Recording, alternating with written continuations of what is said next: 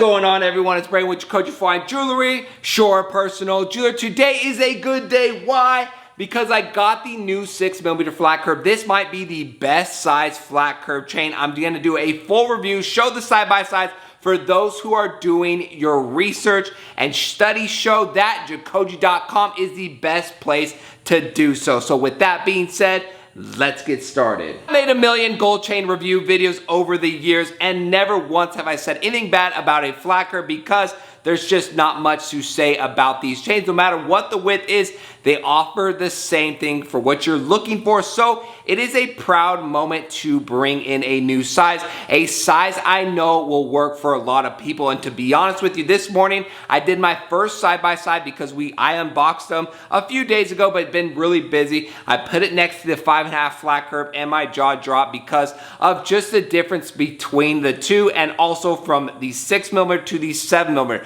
Side by side across the room, we got the 5.5mm on the left, the 6mm in the middle, and the 7mm on the right. Now, it is a perfect scenario that I've said and said over and over again.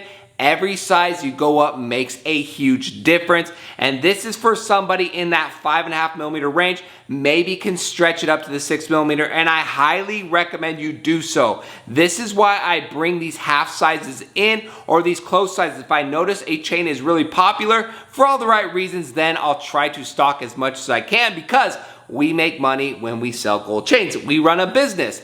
That's how it works. So you guys see the difference. Now back to the original point. The 5.5mm now to me, because I work with these chains, guys, this is my life 24/7, 7 days a week. I work with that 5.5mm flat curve all the time. All of a sudden it looked more like a 4.5mm flat curve. It shrunk so much.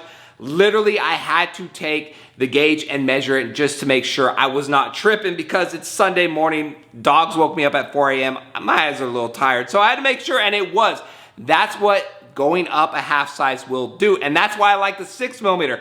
On my neck, I have the Solo, and this is what I'm wearing in this video, 6mm 22-inch. I think it's a perfect everyday wear, especially if you're a bigger guy like me. I originally started with the 5.5mm flat curve, but over the years, put on some pounds, and I've become a little wider. That flat curve becomes a little smaller just looking at me. So I like the 6mm for that reason, a bump up from that 5.5mm, which now looks a little bit smaller, but the class in itself, I compare the 4.5 flat curve and 5.5 flat curve more as that subtle starter chain if you can, and then 7mm up, it's a different class. So I put the 6mm, it kind of is in between. It now starts to get a little bit more noticeable, the gram weight a little bit more, as well as the price. But either way, it is a perfect between the two, between that starter, very subtle, and where it gets a little bit more noticeable. Now let's take a look at these three sizes on my neck. I have the 5.5mm at 20 inches,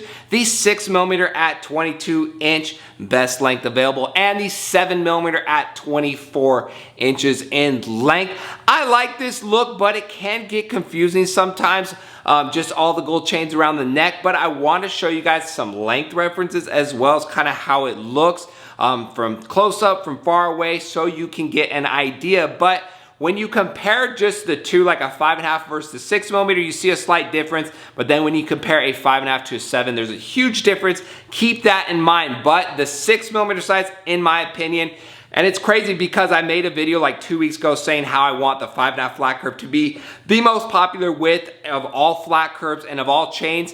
Now I brought this 6mm flat curve in. I'm kind of reconsidering that. I do think if you have a smaller budget or you're just starting out, a 5.5 is a perfect target. Even if you have to stretch till you can barely reach it, go get that 5.5 flat curve over a 4 or 4.5, because my general recommendation in life, making these videos over the years, a lot have changed in the last 6 years, but one thing remains the same: go with the next size up. And that's why these small incremental sizes are available, because it is important. Trust me, guys, I know what I'm talking about. I've been doing this.